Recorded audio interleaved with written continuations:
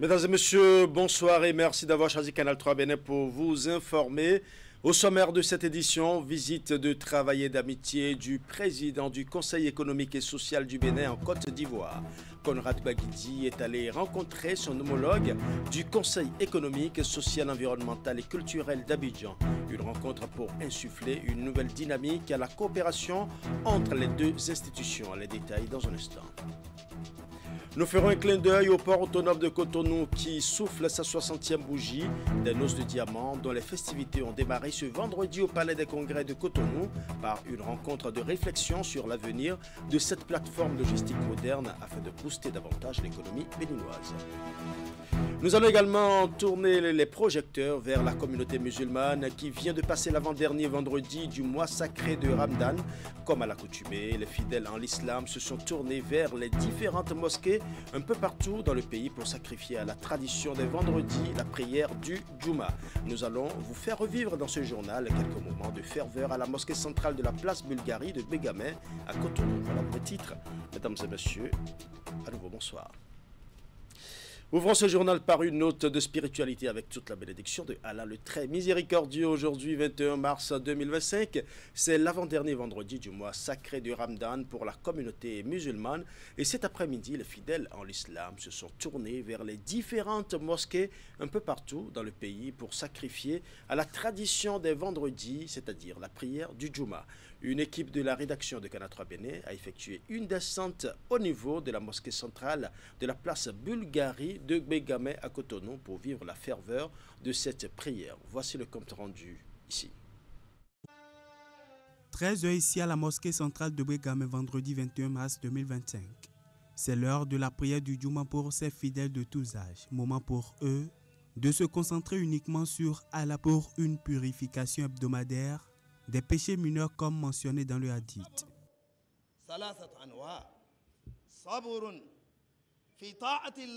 C'est une obligation d'ordre personnel pour tout musulman, saint d'esprit et libre, de participer à cette prière qui remplace celle de midi des autres jours de la semaine.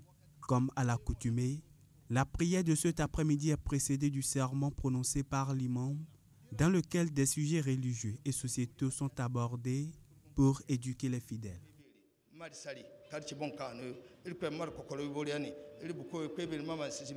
L'imam nous rappelle les versets coraniques qui nous incitent à éduquer nos enfants sur la voie de l'islam, à montrer comment nos enfants, dès leur bas âge, ont commencé à prier et à adorer Allah.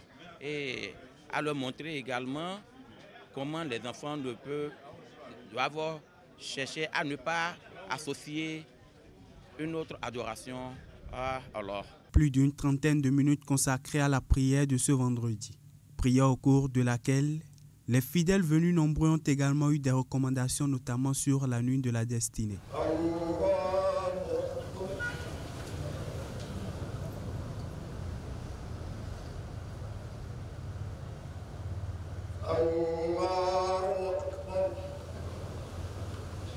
Tous les musulmans n'ont qu'à rester à paix avec l'amour de Dieu. Alhamdulillah, Dieu n'est qu'à nous donner le paradis. On veut la paix au Bénin. Assister tout le monde, rester à paix. La prière d'aujourd'hui s'est bien passée. Ça s'est bien passé. Ça s'est fait comme cela doit se faire. Bien plus qu'une simple obligation, la prière du Djouma est une source d'élévation spirituelle, une purification hebdomadaire et une occasion de renforcer les liens communautaires. Et en y prenant part avec dévotion, chaque musulman peut tirer de ce jour béni de précieux bienfaits pour sa vie spirituelle et quotidienne. Je l'annonçais en titre, le président du Conseil économique et social du Bénin est depuis mercredi en Côte d'Ivoire dans le cadre d'une visite d'amitié et de travail au Conseil économique, social, environnemental et culturel d'Abidjan.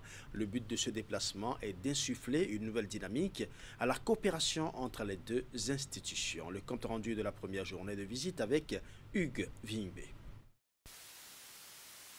Conrad Baguidi, président du Conseil économique et social du Bénin, accueilli par son homologue de la Côte d'Ivoire au siège du Conseil économique, social, environnemental et culturel d'Abidjan. Cette visite s'inscrit notamment dans une dynamique de réchauffement des liens historiques existants entre les deux institutions. Récemment encore, alors que j'étais simple conseiller au Conseil économique et social du Bénin, j'ai suivi avec beaucoup d'émotion, lors du décès de notre regretté président Tabek Bian, les efforts considérables que vous, son frère jumeau, avez déployés malgré un emploi du temps très chargé. Aujourd'hui, grâce à Dieu, vous êtes à nos côtés. Il est donc impératif de profiter de vos sages conseils, de vos relations privilégiées, de votre leadership incontesté, afin de poursuivre l'œuvre entreprise par mon prédécesseur. Depuis des années, à l'image de la fraternité et de la qualité de la coopération qui caractérise la relation entre nos pays, nos institutions ont su donc transformer cette fraternité en actions concrètes à travers des échanges d'expertise, des plaidoyers conjoints pour l'inclusion sociale. L'occasion est saisie par Conrad Baguidi pour présenter à son hôte le Conseil économique et social du Bénin, nouvelle version, une institution transformée de fond en comble par la loi numéro 2024-26 du 17 juillet 2024. Le mode de désignation des conseillers a été entièrement revu dans ses moindres détails et de nouvelles missions ont été confiées à l'institution.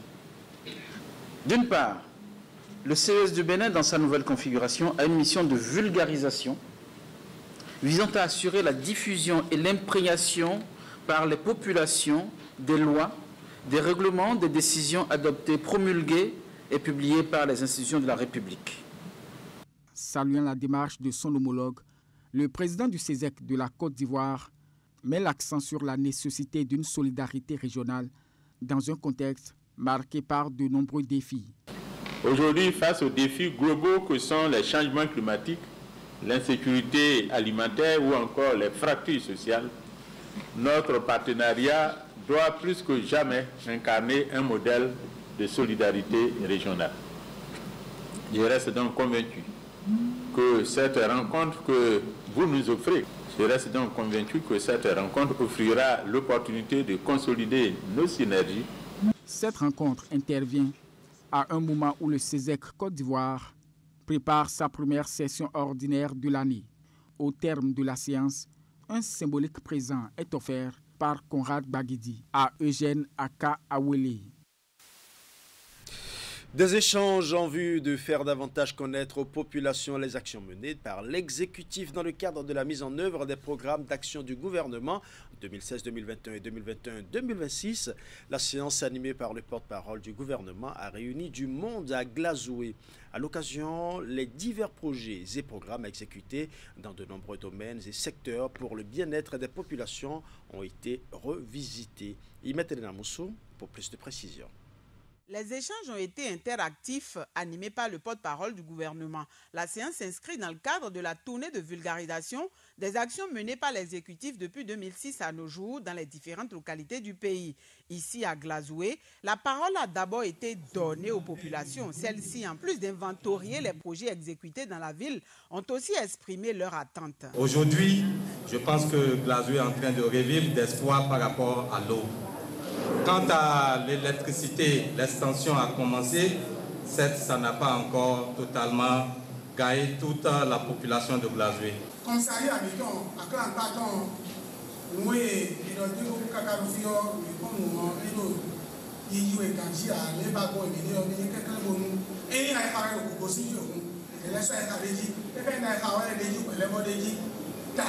En réponse aux intervenants, les membres de la délégation conduite par Wilfried Léandre Ongbeji ont à tour de rôle pris la parole afin de mieux les éclairer. On a tellement d'acquis que nous devons maintenir ces acquis pour justement espérer satisfaire les autres qui sont là.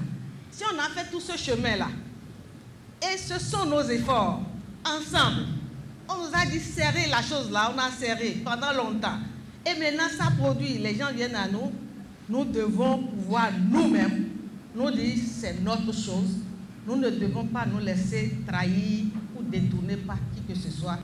Et on doit tous être rassurés quand on voit comment ça se passe aujourd'hui au Bénin. On doit être rassuré de dire, même si je ne suis pas là, on pense à moi, on pense à ma commune, parce que nous aussi, nous sommes des enfants du Bénin. C'est pour ça que je veux vous rassurer. Ce qu'on a déjà fait sans que vous ayez quelqu'un, ce qu'on a annoncé et qui, selon vous, tarde à venir, notamment les chantiers de route, ça va être fait. Ce qu'on vous demande, c'est de continuer à faire les efforts que vous faites. Parce que tout ce qui est fait là, ce n'est pas seulement les efforts du gouvernement, ce sont nos efforts à nous tous, population à la base, comme responsables au niveau de l'État. Désormais bien renseignés, les participants à la rencontre ont été appelés à relayer les informations en vue de mettre fin aux rumeurs et à la désinformation. 1965-2025, déjà 60 ans que le port autonome de Cotonou travaille à booster l'économie béninoise. À l'occasion de ces noces de diamants, partenaires, autorités et agents du port se sont donné rendez-vous ce vendredi 21 mars 2025 au Palais des Congrès de Cotonou. Organisée du 21 au 29 de ce mois, cette célébration est une invitation à réfléchir sur l'avenir de cette plateforme logistique moderne afin de booster davantage l'économie béninoise et pourquoi pas sous-régionale. Les détails. Voici à quoi ressemblait le port autonome de Cotonou à ses débuts. Nous étions encore en 1965. Pour s'adapter aux réalités d'aujourd'hui, il a dû subir de méga transformations, faisant de lui le moteur de l'économie béninoise. Une histoire passionnante que célèbrent ici partenaires, autorités et agents de cette plateforme logistique moderne à l'occasion de ces noces de diamants. L'anniversaire d'une institution comme la nôtre ne saurait se limiter à des manifestations festives. Il nous engage à une introspection nécessaire sur notre rôle, nos défis et nos ambitions. Car si le port autonome de Cotonou a su se développer et imposer comme une plateforme logistique de référence dans la sous-région, il doit aujourd'hui plus que jamais se projeter vers l'avenir dans un monde en perpétuelle mutation. Notre port est un maillon essentiel de la chaîne logistique ouest-africaine. Il relie nos économies, soutient le commerce et dynamise nos industries. Occasion de rappeler le chemin parcouru, cette célébration est également un point de départ pour un avenir plus radieux. Un moment privilégié pour les partenaires, autorités et agents de réaffirmer leur vision et engagement à bâtir un port plus moderne, plus résilient et plus compétitif. Le port, depuis, j'allais dire, la dernière décennie, sur les 10 dernières années, a pris un autre tournant. Grâce à l'avènement du gouvernement de la rupture, avec la vision et l'ambition du président Patrice Talon, le port est presque aujourd'hui, pas presque, le port est en transformation profonde. Le port n'a jamais connu autant de travaux. Nous sommes à plus de 400 milliards d'investissements sur des projets majeurs que moi j'appellerais les 12 travaux d'Hercule. 2 panels ont meublé ce rendez-vous. Le premier est axé sur les défis et opportunités du port autonome face aux enjeux de la mondialisation et des nouvelles technologies. Le second, quant à lui, porte sur la relation ville-port, atouts et perspectives. Parlons à présent de la Cour des comptes qui dispose désormais d'un plan stratégique pour la période 2025-2027. La présentation du document a été faite ce mercredi à Cotonou par l'institution judiciaire aux partenaires techniques et financiers. Il s'agit d'un projet qui vise à bâtir en 3 ans une juridiction financière exerçant efficacement ses attributions tout en la positionnant comme un garant de la performance de la réforme budgétaire et comptable au Bénin. Reportage. Favoriser l'édification d'une institution supérieure de contrôle des finances publiques ayant des bases organisationnelles et professionnelles conformes aux standards internationaux et accompagner les réformes budgétaires et comptables en cours au Bénin. C'est la vocation du plan stratégique 2025-2027 de la Cour des comptes. Le document est structuré en 2 programmes clés. De ces programmes, le premier est décliné en 7 orbites stratégiques allant du plus simple au plus, j'allais dire, au plus complexe. Le deuxième aussi doté de 5 objectifs stratégiques. Le tout mis en œuvre permettra, j'allais dire, d'accompagner le gouvernement dans la réforme budgétaire comptable ainsi que le vœu Lintosai. 2 résultats stratégiques sont attendus. Le premier, la Cour exerce efficacement ses attributions de contrôle des comptes et de la gestion. Le second, la Cour est un garant de la performance de la réforme budgétaire et comptable. Le plan stratégique est élaboré avec l'appui technique de plusieurs partenaires, dont le projet Réforme et la Cour des comptes de France. La suite, c'est d'apporter la démonstration que la Cour est en mesure, ou pas, d'assumer les très nombreuses missions que le législateur béninois lui a confiées. Avec 14 magistrats, une poignée d'auditeurs, quelques avocats généraux, je peux vous dire avec certitude que la Cour, en l'état actuel des choses, n'est pas en mesure de faire face aux très nombreuses missions qui lui sont imparties. À l'endroit des PTF ayant pris part à cette cérémonie de présentation, la Cour nourrit plusieurs attentes. L'apport des PTF n'est pas inutile non plus. Donc, je te les informer. Après, on va initier des rencontres bilatérales, comme on l'a dit, pour voir quel ou quel projet pourrait être pris en charge par tel ou tel PTF. Le coût total du plan stratégique 2025-2027 de la Cour des comptes s'élève à 1,182 940 000 francs CFA. Le Comité international de la Croix-Rouge se rapproche de sa sphère d'intervention au Bénin. Accomplissant sa mission humanitaire dans le nord du Bénin depuis la Côte d'Ivoire, le CICR a décidé de s'installer au Bénin pour une meilleure prise en charge. Il a donc procédé à l'inauguration de son siège à Cotonou ce mercredi. Le point de la cérémonie avec Esther Tofa. Voici le cadre qui accueille le Comité international de la Croix-Rouge CICR au Bénin. Ceci représente une matérialisation de l'accord de siège signé en décembre 2024 entre le gouvernement et le CICR.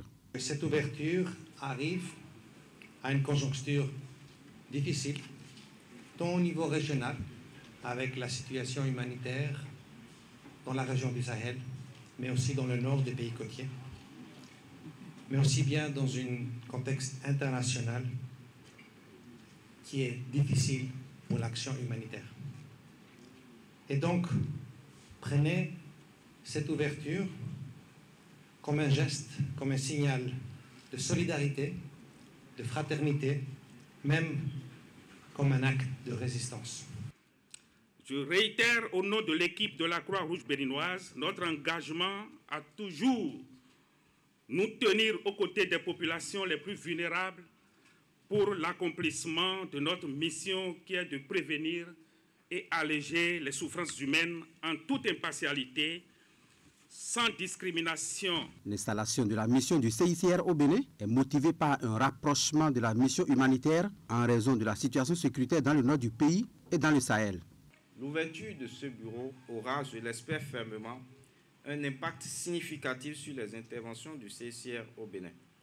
Dans cette perspective, le gouvernement continuera d'appuyer la mise en œuvre des différents programmes au profit des populations cibles. De même, le gouvernement, dans son action internationale, continuera de jouer sa partition, notamment dans les instances régionales et internationales, pour que les questions en lien avec le droit et l'action humanitaire soient bien prises en considération.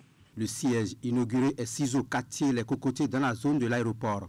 Il compte 12 employés et est dirigé par un Béninois. Parlons à présent de l'atelier qui s'est ouvert hier jeudi sur l'élaboration des référentiels de soins par les sociétés savantes. C'est une initiative de l'autorité de régulation du secteur de la santé. Plusieurs spécialistes du secteur sont mobilisés pour la circonstance. Retour sur les travaux et les grandes orientations retenues dans cet élément. C'est un vœu cher à l'autorité de régulation du secteur de la santé qui se concrétise à grands pas. La mise en place des référentiels de soins au profit des usagers des formations sanitaires. À cet atelier de relance du processus, ces experts vont élaborer ce document en vue d'une amélioration de la prise en charge des patients. Nous avons lancé un processus depuis quelques mois pour que nous puissions disposer de référentiels dans tout le secteur de la santé. après quelques semaines, quelques mois, il est souhaitable que nous puissions voir à quel niveau nous sommes et que nous puissions relancer le processus. C'est pour cela qu'il a plu à l'autorité de vous rassembler aujourd'hui. Au cours de cet atelier de relance prévu pour durer moins de 24 heures, les participants sont appelés à finaliser l'élaboration des référentiels métiers compétences. Ils vont également établir la liste des référentiels de prise en charge priorisés. Ces éléments de relance seront précédés d'un point d'étape de la production des livrables, d'une présentation bis repetita des canevas de rédaction et enfin d'un temps de familiarisation avec les outils, à savoir l'appropriation et la rédaction des revues de groupe. Étant l'organe supérieur du secteur de la santé, l'ARS a pour mission principale de veiller à la réalisation du droit de la santé pour tous par l'amélioration continue de l'offre et de la qualité des soins. Cotonou accueille du 8 au 12 avril prochain la deuxième assemblée de formation et conférence du Rotary District 9103. L'annonce a été faite ce mercredi au cours d'une conférence de presse au cours de laquelle les organisateurs ont rendu public le calendrier de l'événement. Voici le compte rendu de Ingrid Zedé. La joie remplit les êtres tout est beau. La deuxième assemblée de formation et conférence du Rotary District 9103 approche à grands pas. À quelques semaines de l'événement, les Rotariens annoncent déjà les couleurs. La rencontre va réunir les 3 pays membres de ce district, à savoir le Togo, le Niger et le Bénin, autour des formations, le réseautage et d'autres activités culturelles et touristiques. Un coin de voile sera aussi levé sur le mandat en cours. Notre district 9103 ne se déroge pas à la règle et donc fait la promotion de nos entreprises et de nos startups à travers cet événement. Et c'est pour cela que lors de nos AFCD, nous avons mis à disposition de nos entreprises des stands qui peuvent leur permettre de venir promouvoir leur activité. L'une des 7 causes prioritaires du Rotary a donc la lutte contre les maladies, notamment les maladies chroniques, à savoir l'hypertension et le diabète. Voilà donc un peu les raisons pour lesquelles on invite aussi bien les Rotariens qui seront présents que toutes les populations de Cotonou et environ à nous rejoindre donc le samedi 12 avril à 6h30 à la place Bulgarie pour célébrer, sensibiliser contre la polio. Avec la deuxième édition de l'Assemblée de formation et conférence du Rotary District 9003, Cotonou sera magique grâce à une panoplie d'activités concoctées pour l'occasion. Le point d'orgue de cette semaine AFCD Cotonou 2025, c'est la conférence AC sur le thème « La magie du numérique pour une société inclusive des seniors ». Ce thème est donc en lien avec le thème de l'année, qui est la magie du Rotary. Évidemment, le Rotary agit par la magie pour apporter des changements positifs dans nos vies, dans nos communautés. Le village de l'innovation est le cachet spécial de cette deuxième édition. Ce concours est une initiative novatrice organisée à l'intention des jeunes talents du district 9103 âgés de 35 ans ou moins. Il s'agit pour eux de proposer des solutions concrètes pour les défis sociétaux. Le meilleur projet recevra un soutien d'une valeur d'1 million de francs CFA. Allons à présent à Lalo, dans le département du Koufo, pour parler d'une pratique ancestrale liée à la déformation du sexe de la femme et qui sévit encore de nos jours. Il s'agit de l'étirement des lèvres vaginales, un phénomène contre lequel le réseau Paix et Sécurité pour les femmes de l'espace CEDEAO mène une croisade pour son éradication. C'est à la faveur d'un projet conçu avec l'appui financier du Fonds africain pour le développement de la femme. Un projet qui consiste à sensibiliser les praticiens de ce phénomène sur ses effets néfastes. Voici les détails avec Narcisse Alossé. Touche pas mon sexe. À première vue, le mot d'ordre paraît vulgaire, mais dans la commune de Lalo, située dans le département du Koufo, il prend tout son sens. Parce qu'il y a une pratique dans la commune de Lalo la pratique de l'étirement des lèvres vaginales. Dès l'enfance, les mamans commencent à étirer les lèvres vaginales de leurs filles. Mais lorsqu'elles deviennent adolescentes, elles-mêmes se le font. Elles font ça entre elles. Ici, c'est une pratique ancestrale qui est encore courante de nos jours. Les auteurs, eux, en ignorent les effets néfastes sur la santé. Selon eux, lors des rapports sexuels, l'homme ressent beaucoup plus de plaisir lorsqu'il est avec une femme qui a connu l'étirement de ses lèvres vaginales. Mais la pratique a beaucoup de conséquences sur les filles. D'abord, lors de l'étirement, elles ressentent beaucoup de douleur et lorsque nous étions avec elles, elles-mêmes ont décrit comment ça se passe. Donc c'est beaucoup de douleur pour elles. Et après, lors de l'accouchement, il y a également des conséquences. Face à l'ampleur du phénomène, Repseco Bénin a conçu avec l'aide du Fonds africain pour le développement de la femme ce projet dénommé « Touche pas à mon sexe ». Un projet qui consiste à sensibiliser les auteurs sur cette pratique. Donc c'est pour ça que nous les avons invités, nous avons renforcé le leadership, nous avons échangé avec les leaders traditionnels et religieux qui nous ont énuméré les causes de même que les conséquences. Et ils ont fait des recommandations, des suggestions pour que la pratique puisse diminuer, voire disparaître de la commune de Lalo. Parce que nous en avons besoin. Nos soeurs, nos parents continuent d'être dans une ignorance qu'on ne saurait définir. La présence de ce projet dans la communauté a sauvé beaucoup de personnes, beaucoup de vies. Nous en sommes fiers, nous en sommes reconnaissants. Parallèlement à l'appui des collectivités locales, les initiateurs de ce projet ont sollicité et obtenu le soutien de l'État central qui a dépêché sur les lieux un magistrat pour parler aux auteurs de cette pratique les peines auxquelles ils s'exposent. C'est à la faveur d'une communication sur la loi numéro 2021-11 sur les infractions commises à raison du sexe au Bénin. Une séance qui s'est déroulée dans une ambiance bon enfant. Désormais au Bénin, chaque commune doit disposer de son plan local de sécurité. C'est un document qui devrait permettre aux collectivités locales d'appréhender et de mesurer les risques sur leur territoire respectif. Et sur l'initiative de l'Agence béninoise de gestion intégrée des espaces frontaliers, le processus d'élaboration de ce document est en cours de vulgarisation depuis des jours dans tous les départements du pays. Voici le point d'étape des départements du Mono et du Koufo. Mais désormais, la sécurité va être au sein de la gouvernance locale. La sécurité au sein de la gouvernance locale pour permettre aux communautés à la base d'anticiper sur d'éventuels risques et protéger leurs territoires respectifs contre tout type de danger. Désormais, avec la nouvelle gouvernance de la sécurité, l'homme, l'individu est au centre de sa propre sécurité et on doit développer le renseignement territorial. Développer le renseignement territorial et pour le faire, l'Agence béninoise de gestion intégrée des espaces frontaliers indique la boussole à suivre. Il s'agit d'un plan local de sécurité dont le processus d'élaboration est expliqué ici aux élus locaux et autres personnels des services déconcentrés officiants dans les départements du Mono et du Koufo. Le plan local de sécurité d'une commune est une partie intégrante du plan de développement de la commune.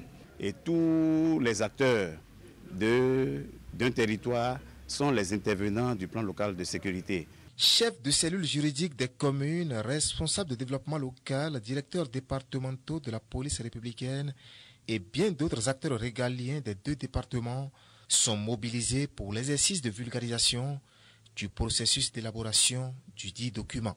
En somme, les questions de sécurité doivent être des préoccupations concentrées entre les ministères à charge de l'intérieur de la sécurité publique, de défense, de justice, mais également de la décentralisation de la gouvernance locale. Au-delà des localités frontalières du pays, l'élaboration du plan local de sécurité est donc élargie à toutes les 77 communes du Bénin.